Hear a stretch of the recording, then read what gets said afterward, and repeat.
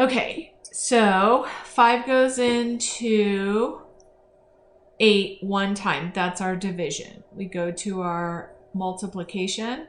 1 times 5 is 5. Now we go to our subtraction. 8 minus 5 is 3. Now we go to our bring down. 35. Now we go back up to division. 5 goes into 35 7 times. Now we multiply. 7 times 5 is 35. Now we subtract. 35 minus 35 is 0. There's nothing left to bring down. 35 100ths. This gives us our number after the decimal. So our number is going to be 35. Now we have to figure out where our decimal ends. It ends in the hundredths place. This is the tenths. This is the hundredths. So I put my point right here. If it was 35 over 1,000, I'd still have my number as 35, but it would have to end in the thousandths place. So this is the decimal. This is tenths and hundredths, but I need it to end in the thousandths place. So instead of putting the decimal there, I put a 0 in front of it. And this is the tenths place, hundredths place, thousandths place. Does my number now end in the thousandths place? Yes, because this is the thousandths place. For this one, 5 100ths, we're going to do 5 as our number, but it has to end in the hundredths place. So if I put a decimal right here, this ends in the tenths place. I need it to be the thousandths, so I have to put a 0 here, and my decimal goes here. And now I'm going to check. Did it end in the hundredths place? This is the tenths. This is the hundredths. Yes, that is correct. I did end it on my hundredths place.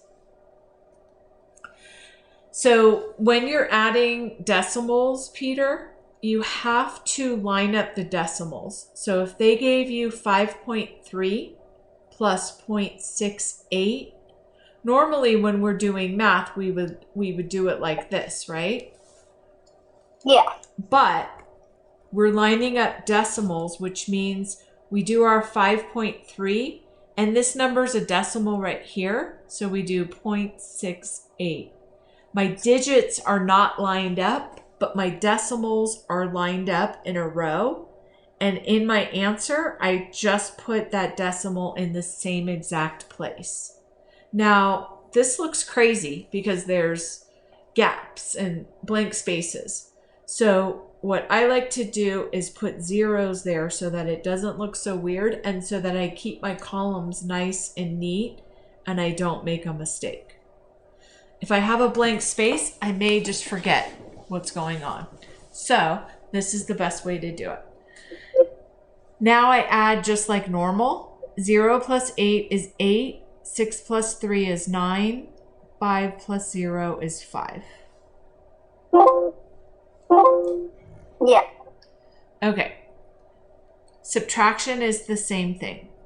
So if I have 5.3 minus 0.68, I line up the decimal places, 5.3 and 0.68. Now I put my zeros in because it looks crazy if I don't. So I want you to do this one for me. We're just going to subtract it as if the decimal is not there, but the decimal is there. So we're just going to put it down like this.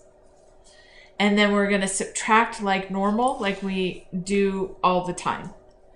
If I have 0 cookies, can I give my friend 8? Okay.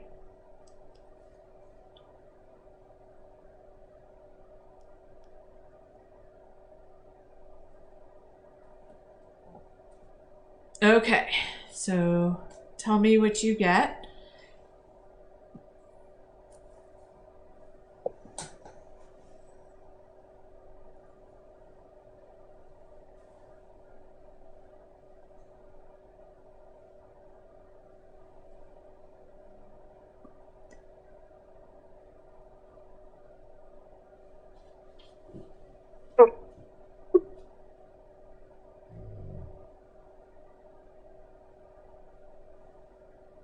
What did you get for the first digit right here?